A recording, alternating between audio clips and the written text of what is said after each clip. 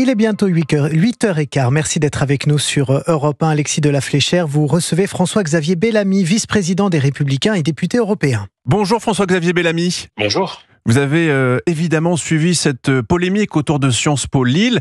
Je recontextualise très rapidement pour les auditeurs d'Europe 1. Début juillet, une étudiante palestinienne de 25 ans arrive en France dans le cadre d'un programme boursier. Elle est ensuite acceptée donc à Sciences Po Lille pour la rentrée prochaine. Mais très vite, on découvre qu'elle a tenu sur le réseau X des propos ouvertement antisémites faisant référence à Hitler et qu'elle a relayé aussi des messages pro-Hamas, donc une organisation terroriste. François-Xavier Bellamy, que vous inspire cette affaire et comment l'État a-t-il pu passer à côté de ces informations ? Cette affaire est manifestement terriblement révélatrice d'une forme de très grande naïveté et de la vulnérabilité dans laquelle cette naïveté nous plonge. Depuis des années maintenant, je le dis, Israël est confronté à une menace existentielle, celle du terrorisme islamiste, et cette menace, elle touche aussi notre pays, nos pays.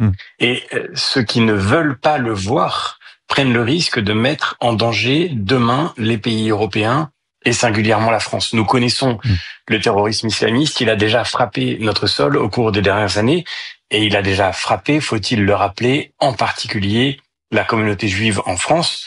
Le premier attentat islamiste dans la période récente que notre pays a connu, c'est celui qui a touché l'école Ozar HaTorah de Toulouse et tué des enfants et un professeur qui se rendait à cette école, simplement parce qu'ils étaient juifs. Aujourd'hui, sous couvert de générosité, on nous impose d'accueillir des individus qui manifestement partagent cette idéologie et cette étudiante, faut-il le rappeler, a diffusé des discours d'Adolf Hitler disant, en parlant des Juifs, tuez-les avant qu'ils ne vous tuent.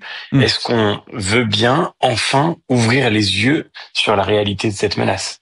Mais comment l'État français a-t-il pu passer à côté de ces informations ? Ça paraît quand même incroyable que voilà, ces informations aient pu échapper au ministère des Affaires étrangères qui est censé enquêter en tout cas sur ces personnes qui entrent sur notre territoire. D'autant plus que ces informations étaient publiques. Nous ne parlons pas là d'une enquête de sécurité très difficile à faire. Il s'agissait des publications de cette étudiante et donc il suffisait d'aller faire un tour sur le compte qu'elle alimentait sur les réseaux sociaux pour comprendre la véritable nature de l'idéologie qui la pilotait.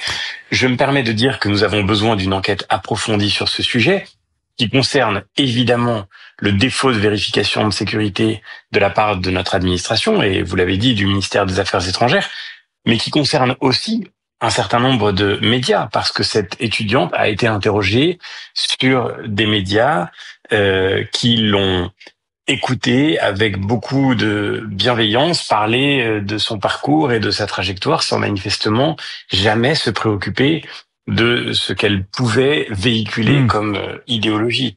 Et c'est évidemment d'une très grande gravité. Alors cette étudiante n'intégrera pas évidemment Sciences Po Lille à la rentrée. Elle doit être expulsée, mais on ne sait pas encore précisément où, comment ça va se passer concrètement. Je rappelle aux auditeurs d'Europe 1 qu'elle peut bénéficier du statut de réfugié et donc d'une aide au logement, qu'elle est boursière. Donc actuellement, elle touche 900 € net par mois payés par le contribuable français. Est-ce que justement ça choque aussi les Français, François-Xavier Bellamy, cette histoire d'aide, est-ce qu'on marche pas un petit peu sur la tête en entendant ces chiffres ? Mais bien sûr, et c'est pas seulement cette aide, c'est aussi le fait que, à cause des décisions récentes de nos plus hautes juridictions, vous le savez sans doute, désormais, tous les Gazaouis sont éligibles au statut de réfugiés en France. C'est une folie. N'ayons pas peur de dire les choses simplement. Le droit d'asile, il faut le défendre, il fait partie de notre héritage. Mais le droit d'asile, il consiste à accueillir ceux qui sont en danger tout près de vous lorsqu'un drame survient à vos portes. Pourquoi, et c'est une question qu'il faut poser à tous ceux qui accusent nos pays de ne pas se montrer généreux envers la terre entière, pourquoi aujourd'hui l'Égypte refuse-t-elle que les habitants de Gaza entrent sur son sol ?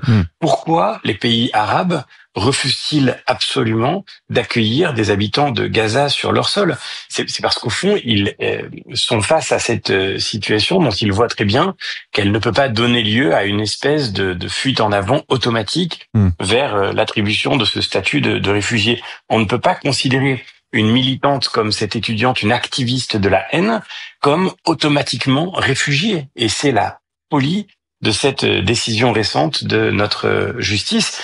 Et c'est de cette folie qu'il faut sortir. Il faut que attribuer le statut de réfugié reste une décision personnelle, une décision politique décidée par ceux qui ont pour charge de représenter les Français, et qu'il n'y ait pas d'automaticité de ce statut, parce que c'est cette automaticité qui nous conduit à cette folie. C'est très clair. François-Xavier Bellamy, dans l'actualité également, il y a le dossier... Est-ce que je peux me permettre de poser une dernière question sur ce sujet, si vous me l'autorisez? En un mot. Oui. En un mot, j'aimerais demander à toute la gauche qui se dit antifasciste, à tous les partis de gauche et d'extrême gauche qui ont prétendu pendant des années lutter contre le nazisme, qui se cachait même derrière la volonté simple et modeste des Français qui voulaient mieux maîtriser l'immigration.